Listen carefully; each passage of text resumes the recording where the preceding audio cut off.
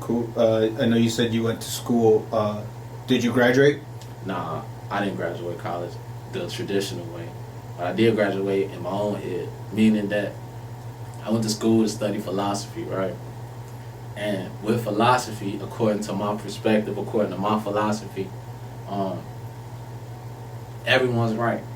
So how you see life is how you see life. That's right according to you. I mean that whatever you see is happening in your life, I can't tell you that that's not happening because I'm not the one experiencing it. I'm not the one seeing it. You the one seeing it. And then I just studied a lot of the philosophers like Plato, Socrates, Aristotle, all these different guys, big name guys that created a lot of the fundamentals, like logic, for example. They seen life a certain type of way. And according to them having their own observation, they said this, that, and the third is true. And guess what people did? They ran with it. So, with all that being said, I went to class for about a couple weeks, and I just asked the professor a question. I said, "Hey, aren't we all right?" This was after I asked him the question after he told somebody that how they were seeing the thing was wrong. And I asked him, I said, "Hey, aren't we all right?" And he said, "Technically," and he stopped talking, and he didn't answer the question. So I decided at that moment I graduated, because if we're all right, what am I doing debating if you're wrong, you're wrong, you're wrong? Ain't I right about the things I went through? Aren't you right about the things you went through? According to my philosophy. And so I was like, I don't need a sheet of paper. No disrespect to anybody that do have a sheet of a diploma or anything like that, but I look at it for face value. It's a sheet of paper, a certificate that holds value to certain people. And I feel like my value wasn't based upon whether I received that sheet of paper or not. It was up to me. So graduated college in 2 weeks. What what made you want to get into philosophy? Like, where did that come from? Honestly, I've always had a curiosity. Like, I've always had a curiosity for life. Like, since a kid, first of all, I learned how to play chess at 5. And I look at life like chess sometimes. That's another analogy for it. Just having that curious nature of always asking questions. I remember being in school, like grade school, grammar school, and I just keep raising my hand, asking the teacher question after question after question, so I can get some type of understanding. And that's frowned upon by the masses at that level. When you say, for instance, you're in grade school, 2nd grade, 3rd grade or something, people look at that as like, oh, he's being needy, or he's being a nerd, or et cetera, et cetera. But really, I was learning the world, you know what I'm saying, learning certain things by me asking these questions. Because the questions that you don't ask is like, are you going to know the answer if you never ask the question, or are you just going to go with what they tell you? So I guess I got into it from my curiosity. Just always having that natural drive to be curious. And you said you learned how to play chess at 5. Who were you playing chess against, or who taught you? All right, so on 72nd and Ada, or 72nd and Loomis, there was this guy's name's Al, and he had a buddy. His name was Alvin. He had a buddy. I remember him by his gray truck.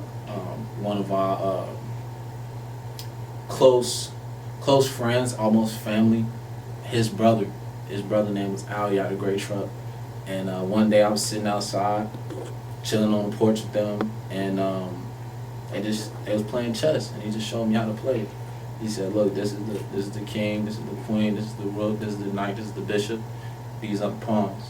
This is how you use this. The rook goes up and it goes to the left. The bishop goes on a diagonal. The knight moves in an L. The queen can move anywhere. The king can move anywhere as well, just one step at a time. And the pawns can only move forward. They first move, they can only move forward either twice or one space, and then after that is one space. So it's picking up the basic fundamentals of it, not really understanding the perspective of it that I would have now, because I didn't have the vernacular that I have now to articulate it, how I perceive it now. So I just looked at it as a game. And when they taught it to me, I just felt like it was something that I liked. You know, like I liked how the bishop was able to move in diagonal, how the rook was able to.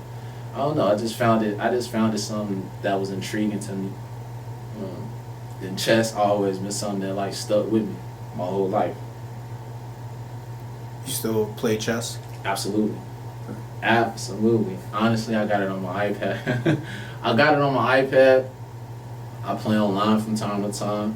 I got a chess board. I haven't really had access to my chess board like that, but when I do have access to it, I play it. Last time I remember playing it, I was at work. We were supposed to be doing oil changes. We were done.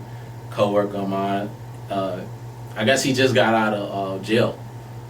And he's like, bro, play me in chess, bro. Ooh. He didn't know that I knew how to play chess since I was 5. I'm like, all right, man, cool. We played.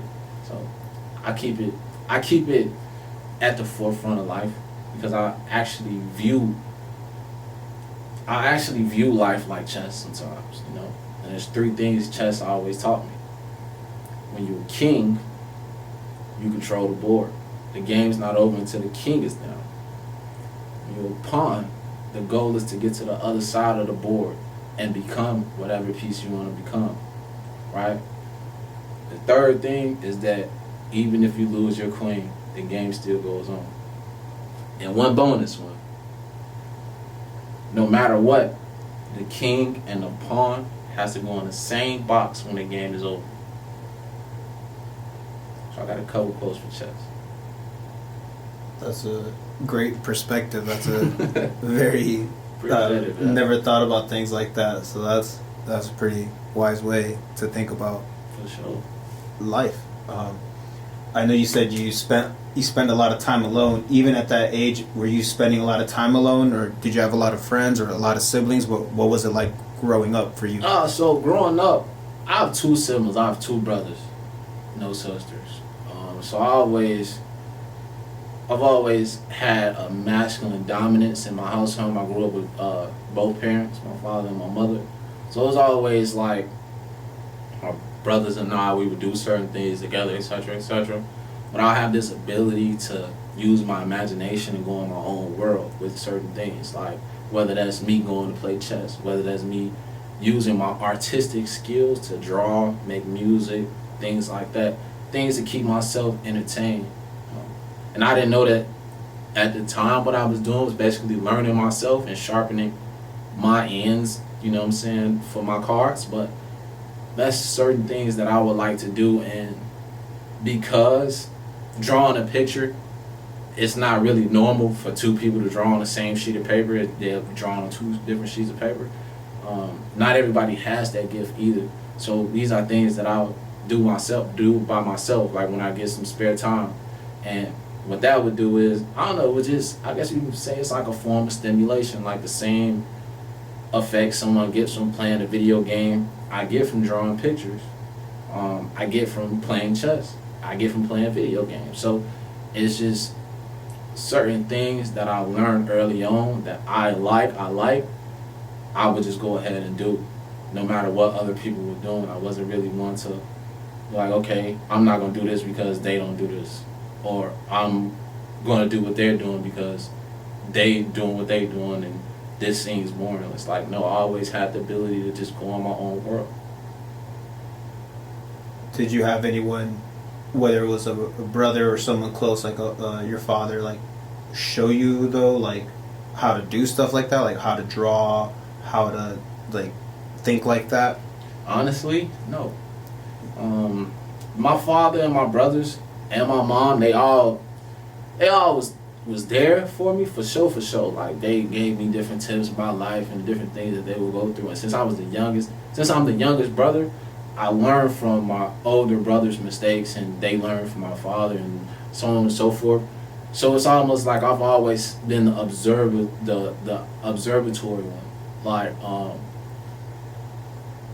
needless to say, back up a little bit, no one showed me how to draw. No one showed me how to make music or do beats with the pens. That's what I used to do on the table. I used to make beats with the pens on the table. It's just something that was within me. Like I just used my imagination. I guess you could say I was born with it. It's like a natural gift. But yeah, no one showed me how to draw or anything like that.